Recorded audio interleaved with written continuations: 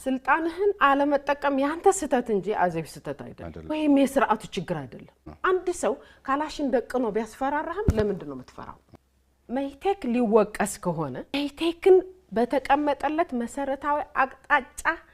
ሳይመራ ሲቀር የማስተካከል የመመለስ የተቆጣጣሪው አካል ኃላፊነቱ ነው እንኳን የሚመልሱት የሚናገሩት ተቋም ነበር ሜቴክ የእውነትና ወራ ከተባለ እሱን ጠይቃቸው የሚናገሩት መመለስ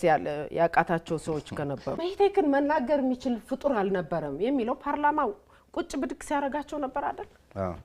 ዩኒፎርም ለብሰው ሲመጡ ዩኒፎርማቸውን ቀይሩ ብላቸው አይደል ፓርላማ የፓርላማ አይነት ድፍረት ሰው እንዴት አጣ በደረጃው ማለት ብስለት ነበር ወይ ዲቤት የሚያደርግበት በጥልቀት ነገሮችን አይቶ ለመገምገም ያስችል ነበር ሌላ ጉዳይ ነው ግን ፓርላማው ሞክሯል እኔና ኃይለ ማርያም የግል ጠብ የለን ኃይለ ማርያም የመንግስት ተቋምን ይመራል ፓርቲውን ይመራል ግንኙነታችን የምንገናኘው ወይ በኢህአዴግ ስራ አስፈጻሚ ስብሰባ ላይ ነው ወይም ደግሞ በኢህአዴግ ምክር ቤት ነው በኢህአዴግ ምክር ቤትና በኢህአዴግ ስራ አስፈጻሚ ስብሰባዎች ላይ የመጣውን አጀንዳ በኃይለ ማርያም ዘመን ብቻ አይደለም መለስ በሚመራበትም ከድሮ ጀምሬ ገና መለስንም ሳላገባ ጀምሬ የመሰለኝን ሐሳብ አነሳለሁ ከራከራለሁ ማላምንበትም አላምንበትም ብዬ እወጣለሁ አዲስ ያመጣሁት ነገር አይደለም እዚህ መለስ እየመራ አቋም ይዛለሁ ከራከራለሁ ተመሳሳይ በኃይለ ማርያም ዘመን እንበለው